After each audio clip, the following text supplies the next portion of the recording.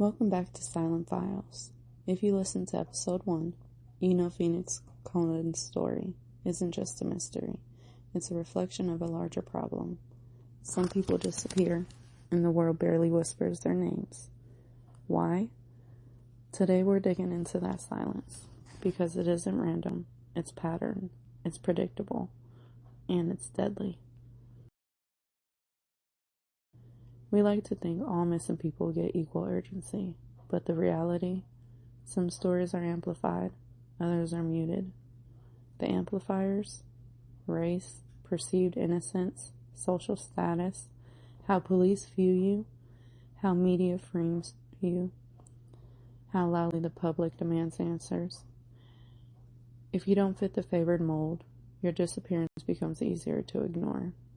We saw it with Phoenix. Young, black, labeled as troubled instead of endangered.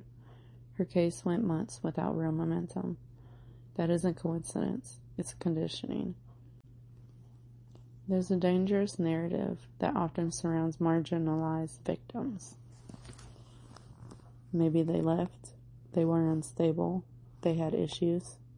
Instead of urgencies, their families get scrutiny.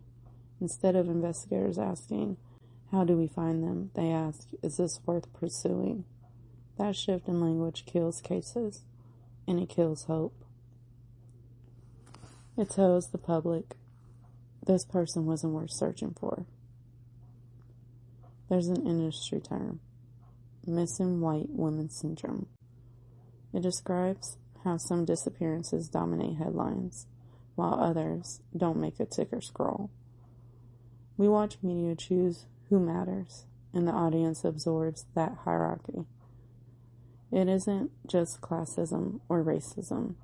It's the psychology of visibility. We search hardest for those we're told to value. Silent Files was born from one truth. Silence is a killer. Cases go cold because attention fades. Families collapse under unanswered questions. Communities stop pushing. But what if a platform kept talking? What if someone didn't let the story fade? That's why we're here. To document, to question, to put pressure on silence. We may not be investigators, but attention is influence. We can keep names alive, share episodes, challenge bias, submit cases the media ignored, raise awareness where silence lives. This isn't entertainment. It's advocacy disguised as storytelling. Every time you listen, talk about a case, or report a missing person flyer, you are fighting erasure. Some victims didn't vanish. They were abandoned by the system designed to find them.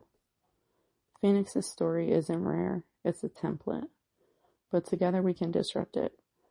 We can make noise where the world went quiet. Next episode, I'm going to share why I stepped into the silence, what shaped this mission, and what this podcast promises moving forward.